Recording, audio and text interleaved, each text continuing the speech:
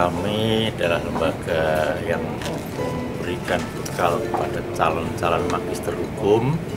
Untuk itu kami sangat butuh pemahaman tentang hukum secara utuh, tidak hanya di dalam bidang teori saja, tapi perlu mengetahui bagaimana penegakan hukum itu. Oleh karena itu, mahasiswa kita ajak ber-KKL untuk mendatangi beberapa institusi, antara lain adalah Komisi Yudisial, terkait dengan bagaimana implementasi hukum, khususnya kalau di KY ini, bagaimana peran KY terkait dengan perilaku hakim yang sementara ini masih dikesankan belum bisa memberikan rasa keadilan bagi masyarakat.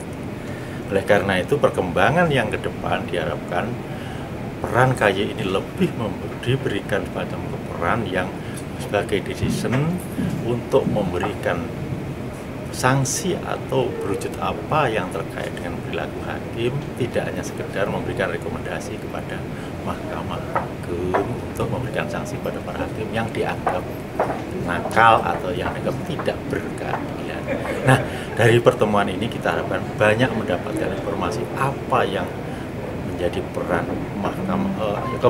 Komisi Yudisial ini terkait dengan perannya sebagai komisi yang diserai tugas untuk katakanlah untuk mengevaluasi perilaku hakim. Seperti apa yang tadi sudah diutarakan oleh Bapak Dr.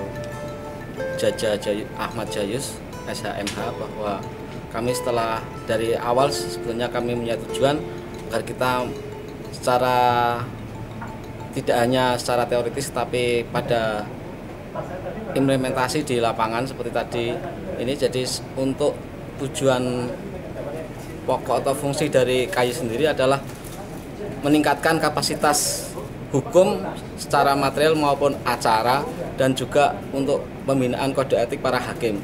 Tapi itu ternyata tidak semudah membalikkan tangan, karena untuk merubah mindset itu kan lebih sulit. Karena sekarang ini bangsa ini mengalami degradasi moral, sehingga hakim-hakim yang dalam tanda kutip ya perlu diberikan punishment yang berat.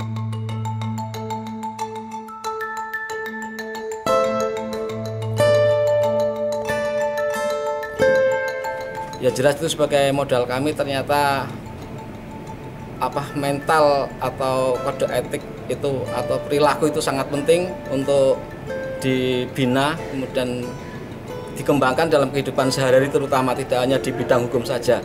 Saya kira itu di segala bidang lini itu perlu untuk berperilaku atau bermoral secara baik atau tidak berperilaku tercela. Seperti di 5.11 itu kan hakim harus tidak berbuat tercela, tidak.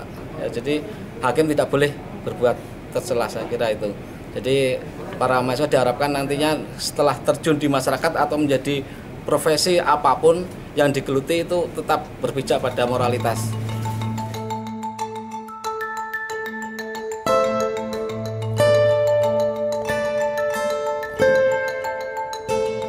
Tepat sekali itu sasarannya untuk memberantas korupsi, memberantas penyelewengan hukum, terutama dari para hakim.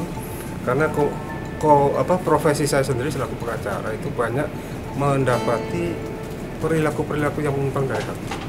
Jadi sangat tepat apabila komisi itu memang harus dikukuhkan dan peranannya dalam supremasi hukum di Indonesia.